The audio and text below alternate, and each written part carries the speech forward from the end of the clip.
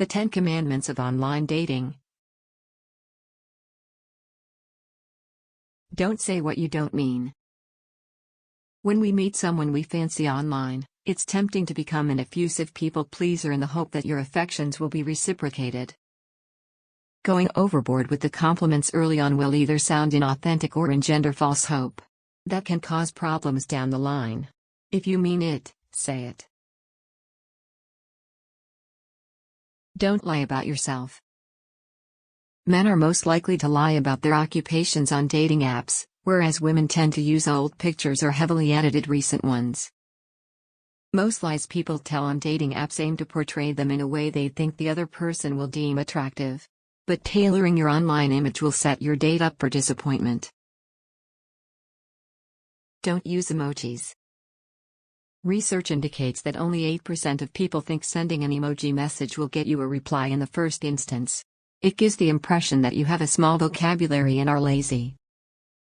Try and start out with at least a sentence or two, ideally including a question the person can answer you. Basically, you want to invite a conversation, not merely state your presence. The timing of your answers. Similar texting habits can be key to finding love online, but that doesn't mean you need to match someone's response time to the minute. Adopt the same timings as you would a friend. Also, keep in mind that purposely delaying responses not to seem desperate sets a toxic precedent if you're obsessing over such trivial matters so early on. Have an escape routine.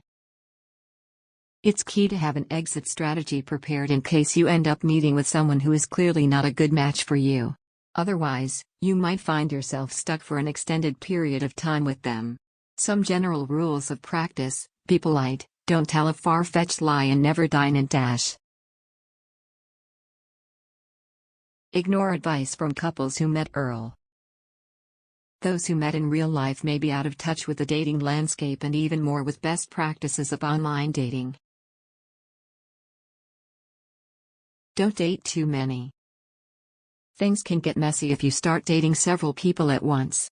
You find yourself repeating stories because you've forgotten what you've said to who, and you'll also struggle to commit to just one person due to constant distractions.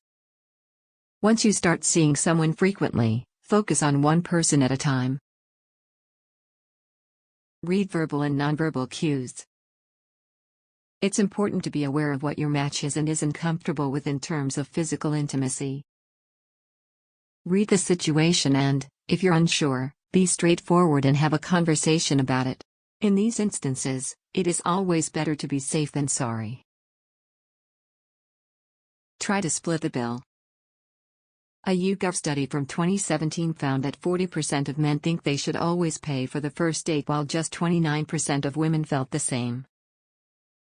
People feel very strongly about this, which is why it's best to avoid the risk of causing an almighty ruckus over something so menial and vow to split the bill early on. Don't stalk much on social media. It's acceptable to engage in a mild amount of pre-date social media stalking to make sure the person you're meeting actually exists, but keep your searching to a minimum so you get to know the person in front of you and not a fantasy version you have gleaned from social media platforms.